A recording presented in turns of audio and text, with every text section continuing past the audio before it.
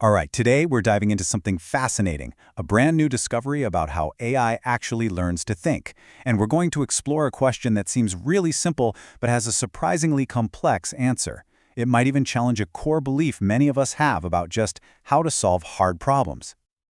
So, let me ask you this. When you're facing a really tough problem, what's your go-to strategy?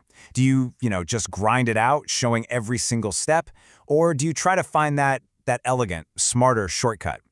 Well, that's the big question we're looking at today. And believe me, when it comes to AI, the answer is, not what you'd expect.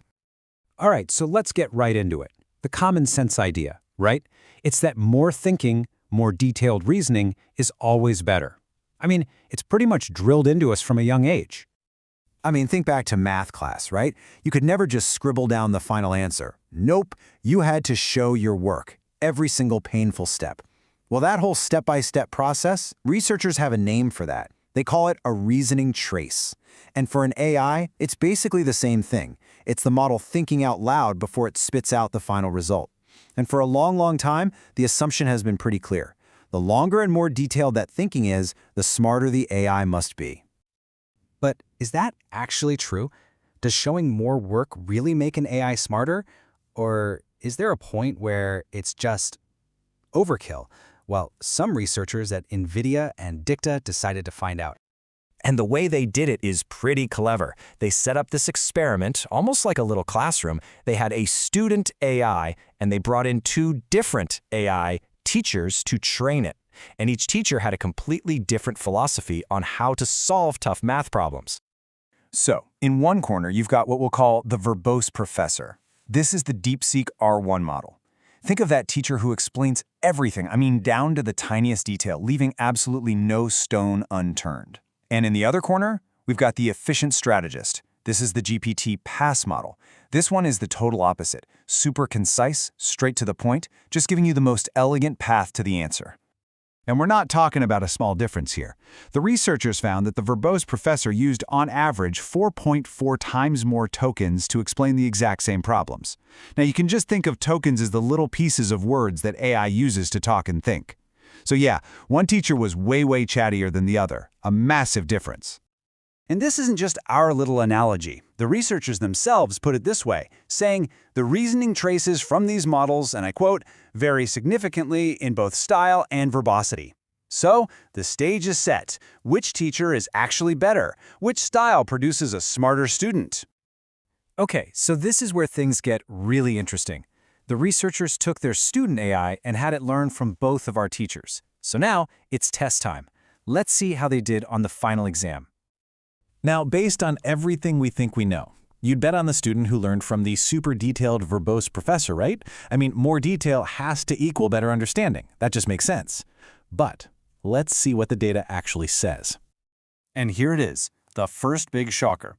When you look at pure accuracy on a tough math test, well, it's pretty much a dead heat. The student who learned from the verbose professor, 99% accuracy, and the one who learned from the efficient strategist, 98%. Come on, that 1% is basically nothing. So all that extra work, all those extra words, they didn't really make the student any more accurate. But that's only half the story. Accuracy is one thing. The real twist comes when you look at not just what answer they gave, but how they got there. Okay, check this out. Look at that last column. The student who learned the long-winded verbose style, it used almost 6,000 tokens to solve a problem. But the student who learned the efficient, strategic way, just 1,350. So, let that sink in. For basically the exact same amazing score, one student was more than 4 times as efficient. That's insane. So that brings up another huge question, right? Is an AI just stuck with the thinking style it was first taught? Or can you actually teach it a new, better way to think?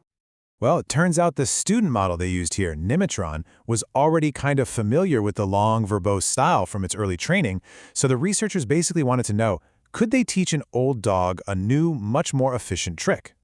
And this graph is the proof in the pudding. It's tracking how much the AI is learning over time. Now, the key thing to know here is pretty simple. A line going down means the AI is actively learning something new. A flat line means, it already knows this stuff. So let's take a closer look. So if you look at that flat blue line on the bottom, that's what happens when they try to teach the AI the verbose style it already knows. See? Flat. Not much learning going on.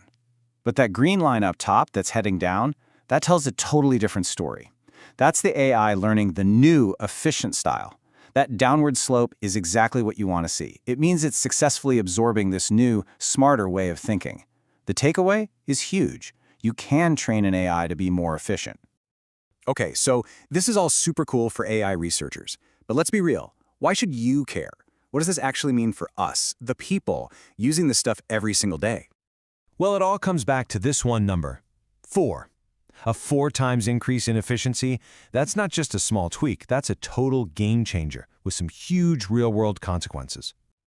So what does a 4x efficiency boost really get you? Well, it boils down to 3 big things. First, faster answers. Pretty simple, right? The less an AI has to type out its thoughts, the faster you get what you need. Second, lower costs. Look, for the companies running these giant models, time is literally money. Making the AI more efficient saves a ton, and those savings can get passed down to us. And that leads to the third point, more accessible AI. When models are lighter and more efficient, they don't need a massive supercomputer to run. They can run right on our phones, our laptops, making this powerful tech available to way more people. So, when you boil it all down, the big idea here is a really important shift in how we think about AI. It's not about making AI that thinks harder. It's about training it to think smarter. And that just leaves us with one final, pretty exciting thought. They proved this works for math, but what's next? What happens when you apply this smarter, not harder idea to everything else? Imagine AI that can write more efficient code, or generate creative stories without all the fluff, or just have a more to the point conversation with you. The possibilities are just huge. Thanks for tuning in.